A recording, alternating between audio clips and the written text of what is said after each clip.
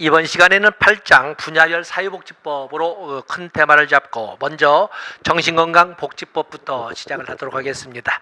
종래는 1995년에 정신보건법으로 제정되었던 것을 정신건강 증진 및 정신질환자 복지 서비스 지원에 관한 법률로 이름을 바꿔서 이렇게 시행하고 있습니다. 자, 거기에 보시면 정신질환 예방치료나 정신질환자의 재활, 복지, 권리보장 또는 정신건강 친화적인 환경 조성에 필요한 사람을 규정하고 있는 것이 정신건강증진법 또는 정신건강복지법이라고 합니다. 자, 이 중에 우리가 전문성을 좀 많이 포함한 이런 법률이기 때문에 우리의 시험 범위로 끌어당길 몇 가지만 체크를 해보도록 하겠습니다. 먼저 기본 이념. 당연히 기본 이념 1번에 보시면 모든 국민은 정신질환으로부터 보호받을 가치가 있다. 다 좋습니다. 모든 정신질환자는 인간으로서 존엄과 가치를 보장받고 최적 치료를 받을 권리를 가진다. 다 좋습니다. 다음에 4번 체크하시고 미성년자인 정신질환자. 미성년자는 만 18세 미만이지 않습니까? 미성년자인 정신질환자는 특별히 치료 보호 및 교육을 받을 권리를 가졌습니다. 치료 보호 당연하고 교육을 받을 권리를 가진다.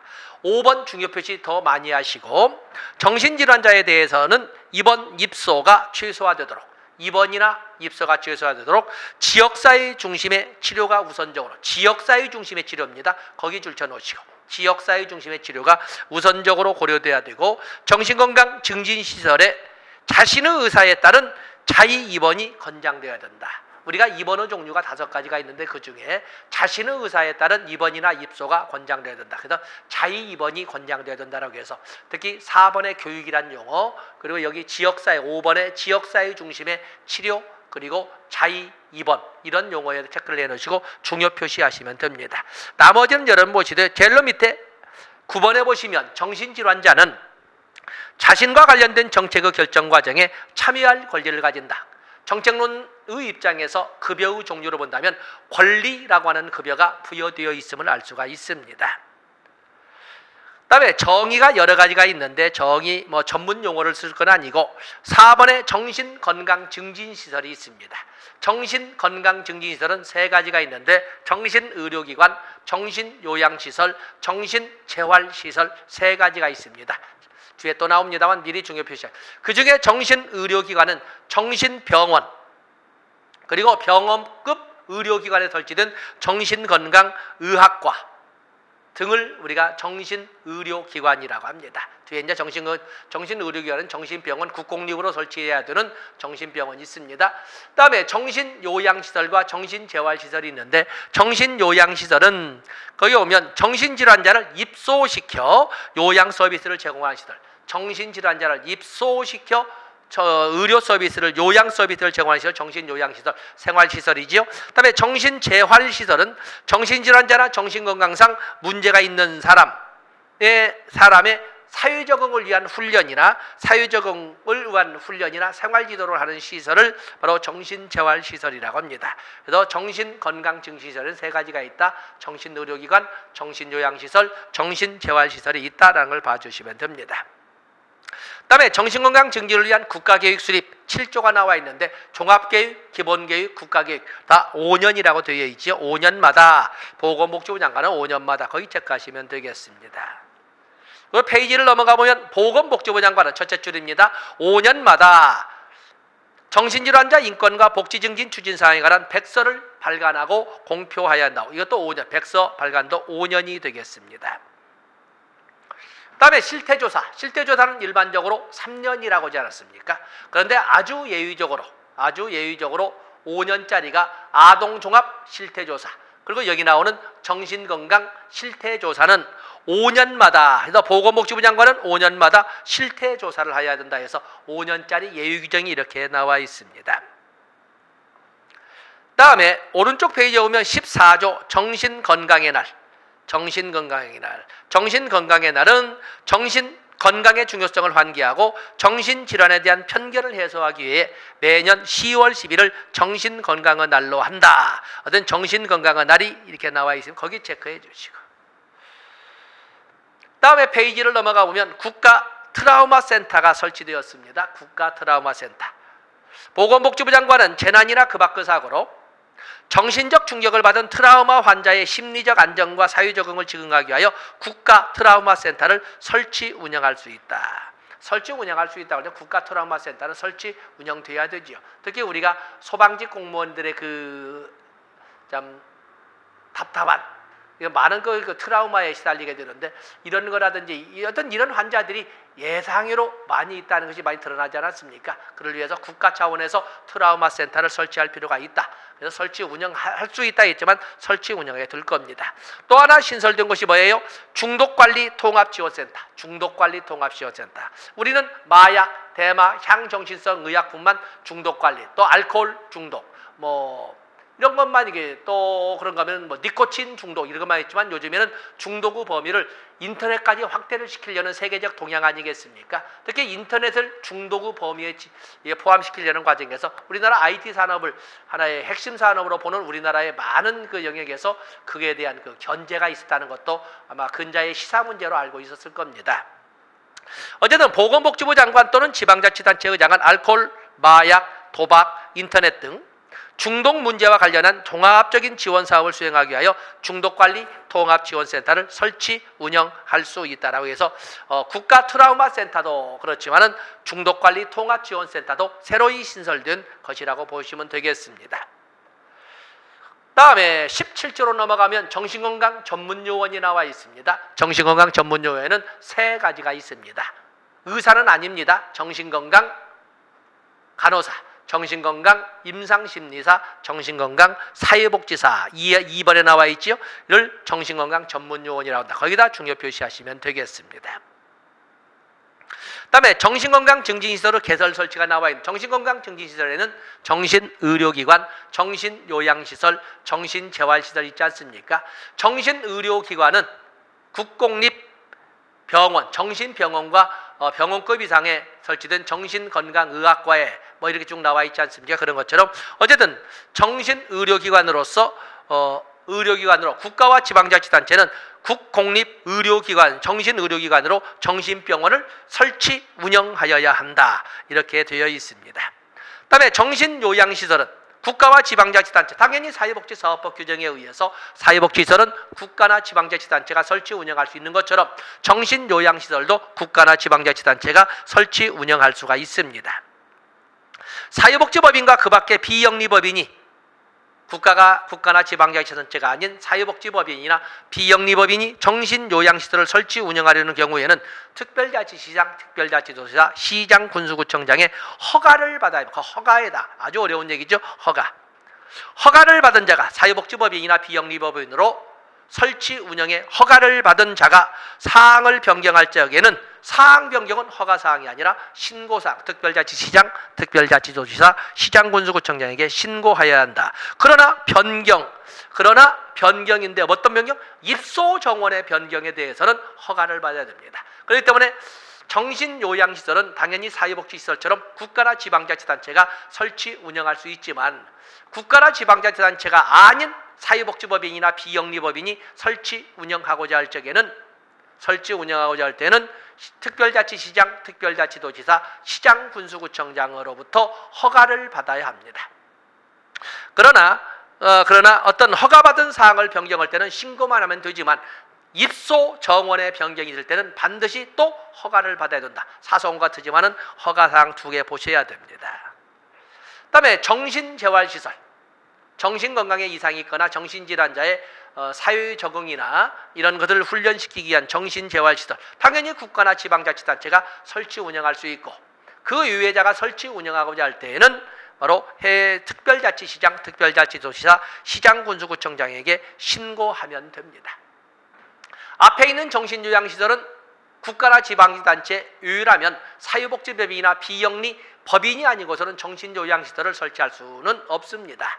그 때문에 법인이야만이 설치할 수 있습니다. 사회복지법이나 비영리법인. 그러나 정신재활시설은 개인도 설치할 수가 있습니다. 이렇게 보시면 됩니다. 그다음에 정신재활시설에는 생활시설과 재활훈련시설이 있다. 그 밖에가 있다. 좋습니다. 그다음에 31조 정신건강증시설의 평가는 3년에 1회, 3년에 한 번씩 평가하도록 되어 있습니다. 그래서 거기 보시면 보건복지부 장관은 정기적으로 정신건강 증진시설 평가를 하여야 한다. 다만 의료기관 인증 또는 사회복지시설 평가로 정신건강 증진시설 평가를 가름할 수 있다. 그래서 이것은 3년에 한 번씩 1997년 사회복지사업법 개정을 통해서 사회복지시설 평가제가 신설되고 1999년부터 첫 번째 제1회 사회복지시설 평가가 시행되었습니다. 그 연장선상에서 정신건강증진시설도 3년에 한 번씩은 평가를 하여야 합니다. 3년에 한 번씩은 평가를 하여야 한다. 다음에 오른쪽에 가서 보시면 다양한 복지 서비스 제공에 대한 내용이 나와 있는데 제목으로만 작은 것이나 복지 서비스 개발이나 고용 및 직업 재활 지원, 평생 교육 지원, 또 페이지를 넘어가 보시면 문화, 여가, 체육 활동 지원, 지역사회 거주나 치료 재활 등의 통합 지원, 가족에 대한 정보 제공과 교육 등과 같은 복지 서비스가 있다 봐주시면 됩니다. 다음에 보호 및 치료라고 했지만 여러분 보면은 보호의무자는 여러분들이 보시되 보호의무자는 보시되 2번 자위번부터 정신건강증진법 또는 정신건강복지법에 나와 있는 이 입원의 종류에는 5가지가 있습니다. 자신의 의사에 따른 자위입원, 동의에 따른 동의입원, 그런가 하면 보호 의무자에 의한 입원, 그다음에 특별자치시장, 특별자치도지사, 시장, 군수구청장에 의한 입원, 그리고 응급입원, 이렇게 5가지가 있다. 세부적인 내용도 있지만 너무 깊이 들어가는 게 이렇게 해서 정신건강증진 및 정신질환자 복지 서비스 지원에 관한 법률에 규정된 입원의 종류에는 5가지가 있다. 이 중에 최근에 신설된 것은 동의입원이 신설된 겁니다. 그래서 자위입원, 동의입원, 보호 의무자에 의한 입원, 또 지방자치단체장인 특별자치시장, 특별자치도지사, 시장, 군수구청장에 의한 입원, 응급입원, 이렇게 5가지가 있다는 것을 여러분들이 알아주시면 되겠습니다. 다음에 페이지를 넘어가 보시면 거기 퇴원 등의 청구 중 심사 이렇게 되어 있습니다.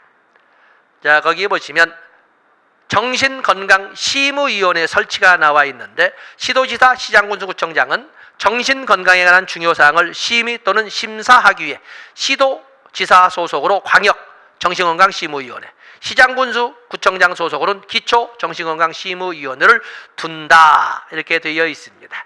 숫자까지 해서 10명, 광역 정신건강심의위원은 10명 이상 20명 이내, 기초정신건강심의위원은 6명 이상 12명 이내로 한다. 그 정도 봐주시면 되겠습니다. 다음에 69조로 오른쪽 페이지 5번의 권익 보호를 보시면 누구든지 정신질환자나 정신질환자였다는 이유로 불공정한 대우를 해서는 안 된다. 그거 당연한 얘기입니다. 그거는 그냥 보시고, 다음에 2번에 누구든지 정신질환자, 그 보호의무자 또는 보호를 하고 있는 사람의 동의를 받지 아니하고서는 정신질환자에 대하여 녹음, 녹화, 촬영을 하여서는 아니 된다. 당연한 거죠. 다음에 정신건강증진시설의 장과 종사자는 인권교육을 받아야 된다. 인권교육기관을 지정할 수 있다. 그 정도는 여러분들이 체크를 해 놓으셔야 되겠습니다. 자, 이렇게 해서 정신보건법의 변형으로 정신건강증진 및 정신질환자 복지 서비스 지원에 관한 법률을 일별을 했습니다. 자, 이제는 또 우리가 일별을 지금 하자면 안 되는 치매관리법을 보겠습니다. 치매관리법.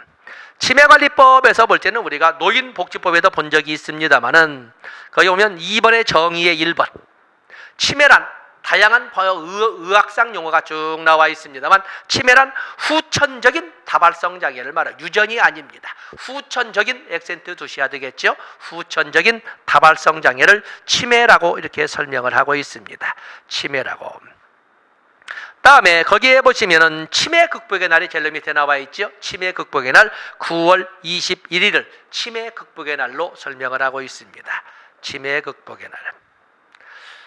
다음에 오른쪽에 보시면 치매관리 종합계획, 종합계획, 국가계획, 기본계획 5년이라고 설명하지 않았습니까? 좋습니다. 5년이기 때문에 여기는 문장 읽지 않고 5년이라는 단어 두 채줄에 찾아가 주시면 되겠고, 다음에 국가치매관리위원회, 보건복지부 장관은 종합계획 수립 및 치매관리에 관한 주요사항을 심의하게 하여 보건복지부 장관 소속으로 치매관리위원회를 둔다. 위원장은 보건복지부 차관이 둔다 해서 치매관리 국가치매관리위원회는 보건복지부 장관 소속으로 하되 위원장은 보건복지부 차관이 맡는다고 되어 있습니다.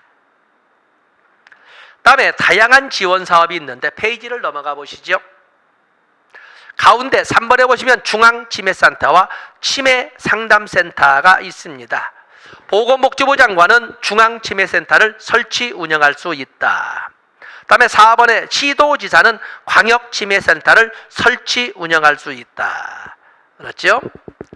또 5번에 지방자치단체는 치매 등 노인성 질병을 가진 지역 주민의 의료사업을 수행하기 위하여 대통령령이 정하는 바에 따라 공립요양병원을 설치 운영할 수 있다. 공립요양병원 설치 운영할 수 있습니다. 새로이 신설된 것도 하나가 바로 거기 나와 있는 공립요양병원 말고도 치매 안심병원도 있습니다. 보건복지부 장관은 치매의 진단과 치료 요양 등 치매 관련 의료 서비스의 전문적이고 체계적인 제공을 위하여 필요한 인력, 시설, 장비를 갖추었거나 갖출 능력이 있다고 인정되는 의료기관을 치매 안심병원으로 지정할 수 있다. 좋습니다.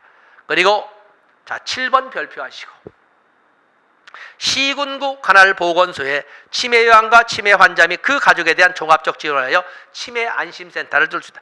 치매 안심센터는 어디다 둔다? 치매 안심센터는 바로 시군구 보건소에 두도록 되어 있습니다. 그런가 하면 그 밑에 보면 치매 상담센터도 있죠. 치매 안심센터, 치매 상담센터. 치매 상담센터는 치매 관리 환자, 환자인 치매 환자의 관리를 위해서 어디다 둔다? 역시 보건소. 그래서 치매 안심센터, 치매 상담센터는 시군구 보건소에 두도록 되어 있습니다. 시군구 보건소에 두도록 되어 있다. 그래서 그 정도 보시고. 자, 이번 시간에는 사회복지 공동모금의 법을 보겠습니다. 사회복지 공동모금의 법은 사실은 본래는 1997년에 사회복지 공동모금법으로 이렇게 만들어졌던 것입니다. 1997년 사회복지 공동모금법으로. 그거에 의해서 1998년에는 전국 16개 시도별로 사회복지 공동모금회가 설치되었습니다. 그랬던 것을 1년 후인 1999년에 사회복지 공동모금법을 사회복지 공동모금회법으로 바꾸면서 사회복지 공동모금회를 중앙으로 일원화하고 시도에는 지회를, 법인이 아닌 지회를 두도록 바뀌게 된 겁니다. 그거에 의해서 지금까지 사회복지 공동모금회가 운영되고 있는데, 운영되고 일단 보겠습니다. 자, 거기 보시면 사회복지 공동모금회 여러 가지가 있지만 사회복지 공동모금회 기본원칙 보시면 거기 1번에 기부하는 자의 의사에 반하여 기부금품을 모집하여서는 아니 된다. 아주 자주 나오는 문장입니다. 다음에 2항은 여러분들 보시고 3항 공동모금 재원의 배분은 객관적 기준에 따라 효율적으로 이루어지도록 하고 그 결과를 공개해야 된다. 객관적 기준, 효율적 배분 그리고 결과 공개 다 좋습니다. 다음에 사회복지 공동모금회는 정관을 작성하여 보건복지부 장관의 인가를 받아 등기함으로써 설립할 수가 있습니다. 그래서 거기에 보면 사회복지 공동모금회 1번에 3번 모금회는 정관을 작성하여 보건복지부 장관의 인가를 받아 등기함으로 설립된다. 자, 거기 줄쳐 놓으시고. 다음에 오른쪽 페이지 오면 분과 실행위원회 있는데 주요 업무라고 땡땡 치고 주요 업무라고 바꾸면 됩니다. 사회복지 공동모금회의 주요 업무는 기획, 홍보, 모금, 배분 4가지 주요 업무가 있는데 각각의 주요 업무마다 분과 실행위원회가 있습니다. 기획분과 실행위원회, 홍보분과 실행위원회, 모금분과 실행위원회, 배분분과 실행위원회 바로 이렇게 4가지가 있다는 것을 알아주시면 됩니다. 그래서 거기 그에 대한 내용을 지금 1번에서 쓰고 있습니다. 다음에 4번의 사회복지 공동모금회법 시작하면서 바로 방금 전에 말씀드렸죠.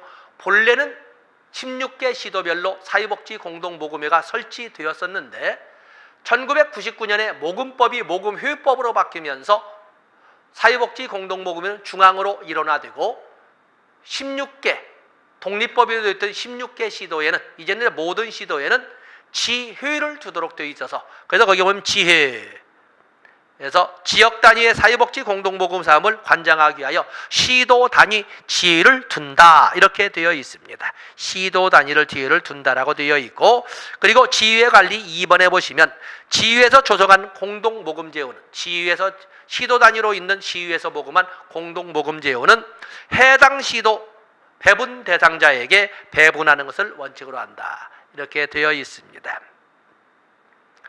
다음에 사회복지 공동모금의 기본재산, 사회복지법이기 때문에 운영에 필요한 재산 보유해야 되겠지요.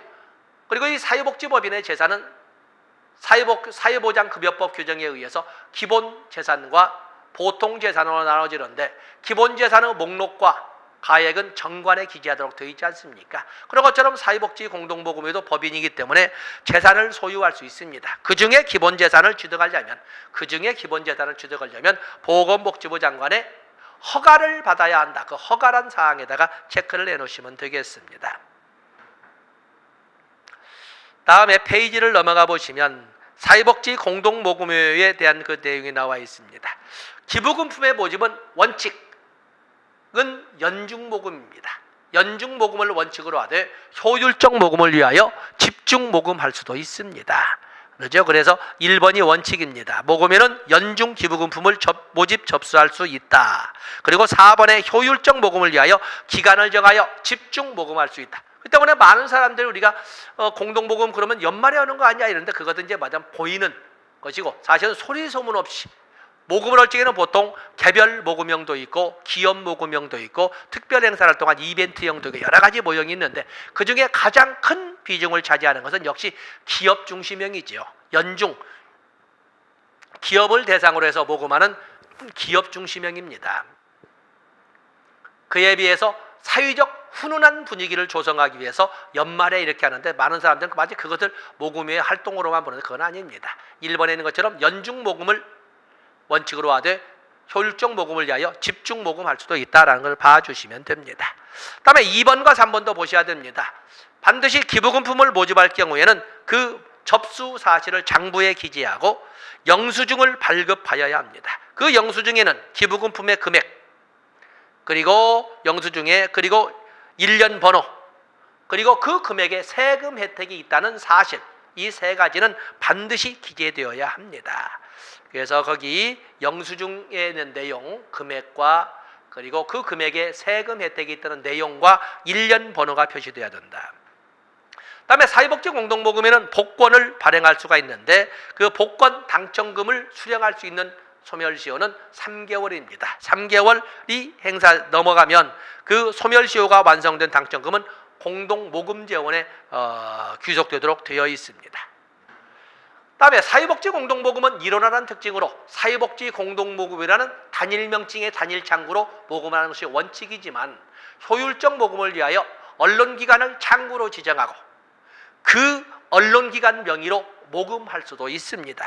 바로 거기 4번의 그 내용을 정리를 했습니다. 다음에 10번에 오른쪽에 보면 기부금품의 지정사용이 나와 있네요.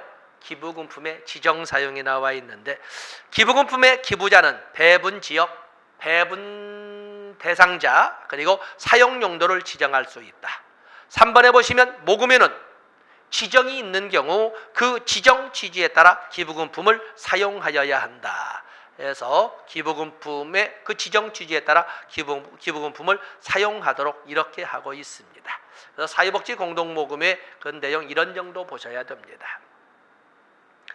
다음에 페이지를 넘어가 보시면 거기 보시면 협동조합 기본법이 나와 있습니다. 협동조합 기본법.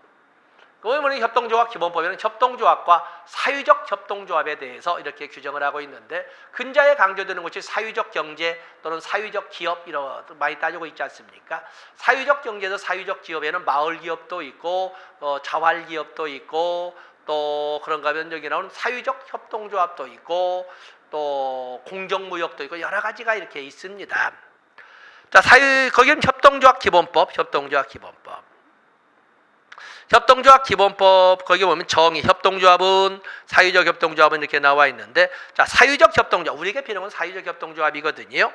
협동조합 중 주민들의 권익 복리 증진, 그죠? 권익 복리 증진과 관련된 사업을 수행하거나 취약계층의 사유 서비스나 일자리 제공 등 영리를 목적으로 하지 아니하는 협동조합은 비영리 협동조합을 이렇게 사유적 협동조합이라. 특히 둘째 줄 취약계층의 사유 서비스를 제공하거나 일자리를 제공하는 등 영리를 목적으로 하지 아니하는 협동조합을 사유적 협동조합이라고 한다. 오른쪽 페이지에 보시면 4번에 법인격을 보면 협동조합은 법인으로 하지만 사유적 협동조합은 비영리 법인으로 한다. 이렇게 규정을 하고 있습니다.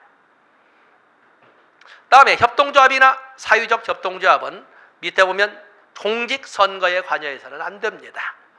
누구든지 이거를 이용해서 선거에 공직선거에 관련된 행동을 해서는 안 되지만 누구를 지지한다거나 반대하거나 누구의 당선운동을 하거나 누구의 낙천운동을 한다, 이래서는 안 된다는 것을 말하고 있습니다. 공직선거 관여금지 봐주시고, 페이지를 넘어가 보시면 거기 협동조합과 사유적 협동조합의 설립이 쭉 나와 있습니다. 거기 3번에 협동조합의 설립신고 이렇게 나와 있는데, 협동조합의 설립신고 이렇게 되어 있지요. 거기 보시면 협동조합은 사실은 우리에게 중요한 건 아니지만 사유적 협동조합을 부각시키기 위해서 먼저 읽어보겠습니다. 협동조합의 설립신고, 협동조합을 설립하려는 경우 5인 이상의 조합원 자격을 가진 자가 발기인이 되어 정관을 작성하고 창립총회의 의결을 거쳐 주된 사무 소재지에 관할하는 시도지사에게 신고하여야 한다. 그 때문에 협동조합은 시도지사에 신고함으로써 설립할 수 있습니다. 다른 건 많습니다. 그냥 넘어갑니다. 그에 비해서 우리가 바라보고자 하는 다음 페이지 넘어갔습니까? 4번의 사유적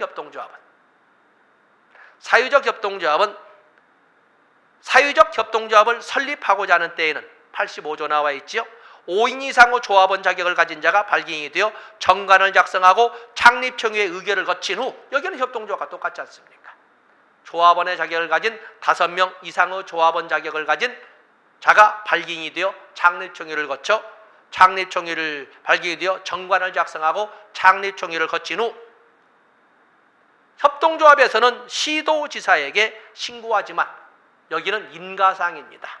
기획재정부 장관의 인가를 받아, 그렇죠? 기획재정부 장관의 인가를 받아서 설립할 수가 있습니다. 기획재정부 장관, 아까 우리가 사회복지공동모금회는 정관을 작성하여 보건복지부 장관의 인가를 받아 등립안으로서 설립할 수 있다고 그랬잖아요. 근데 여기는 정관을 작성해서 기획재정부 장관의 인가를 받아, 기획재정부 장관의 인가, 거기에 중요 표시하시면 됩니다. 다음에 여러 가지 것이 있지만 이 사유적 협동조합을 쭉 보시면, 사유적 협동조합은 밑에 쭉 내려보시면 거기 사유적 협동조합은 다음 사업 중 하나 이상을 주 사업을 해야 된다. 그래서 사유적이란 말이 소셜이라는 단어가 붙지 않았습니까? 지역사회 재생, 지역경제 활성화, 지역주민의 권익 복리 증진, 기타 지역사회가 당면한 문제 해결에 기여하는 사업, 또는 취약계층에 대한 복지, 의료, 환경 등의 분야에서 서비스를 제공하는 사업, 취약계층에게 일자리를 제공하는 사업, 국가나 지단으로부터 위탁받은 사업, 공익증진에 이바지하는 사업, 이런 등 중에 하나 이상을 주 사업으로 하는 것이 사유적 협동조합의 사업이 되겠습니다. 나머지는 너무든지 그 행정 절차적 이런 것이 과정이 되어 있는데, 오른쪽 페이지 보세요. 설립인가 후 취소, 기획재정부 장관. 사유적 협동조합은 정관을 작성하여 기획재정부 장관, 창립총회를 거친 후 기획재정부 장관의 인가를 받아 설립할 수 있지 않습니까? 그런 것처럼 기획재정부 장관은 사유적 협동조합이 법률로 정해진 사항에 해당하게 되면 그 설립인가를 취소할 수 있다. 이렇게 되어 있습니다. 취소할 수 있다. 그래서 역시 설립의 인가도 기획재정부 장관이지만 설립인가의 취소도 역시 기획재정부 장관이 하고 있는 것입니다. 그런 정도 여러분들이 봐주시면 됩니다. 상세하게 되면 더욱더 좋지만 거기까지 준비를 하기에는 여러분들의 과목이 너무 많아서 제가 강의한 정도 범위에서 접근하시면 여러분들에게는 넉넉하리라고 봅니다. 어쨌든 우리가 법제로로 설명할 적에 법제로에서 보면은 강론이라는 총론에서 법학개론 영역에서 세 문제 아니면 2문제. 그다음에 사회보장 기본법에서 3문제. 그다음에 사회복지사업법에서 3문제. 사회보장급여법에서 2문제. 그래서 10문제가 그렇게 나옵니다. 그다음에 사회보험법 5개에서 5문제.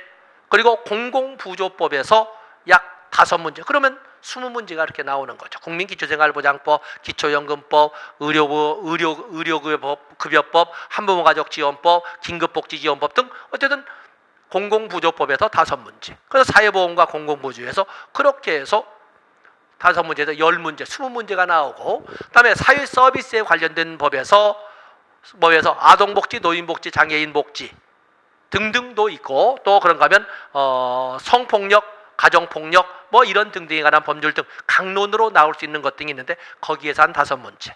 그렇기 때문에 가지고 또 알고 싶은 영역이야 무던히 많겠지만 다 보시기에는 효율성은 좀 떨어진 걸로 보고 제가 강의한 정도의 범위를 가지고 빠지지는 않습니다. 단지 제가 걱정하는 것은 시험날 체력이 얼마나 바탕을 해줄 것이냐. 마지막 3교시 3영역 지칠 대로 지쳐버린 이 3교시 3영역의 영역을 어떻게 건강하게 버틸 것이냐 하는 것이 제가 걱정되는 것이지, 가르치는 내용에서 뭐가 부족하다 자꾸 제가 안달할수록 여러분들은 부담만스럽거든요. 아예 그저 저를 믿어주시고 제가 가르치는 내용만 가지고 따라와 주신다면 뭐 이전에 있던 우리 제 수강생들의 많은 숫자가 합격으로 오신 것처럼 여러분들도 똑같이 내년 상반기에 합격증을 받게 될 겁니다.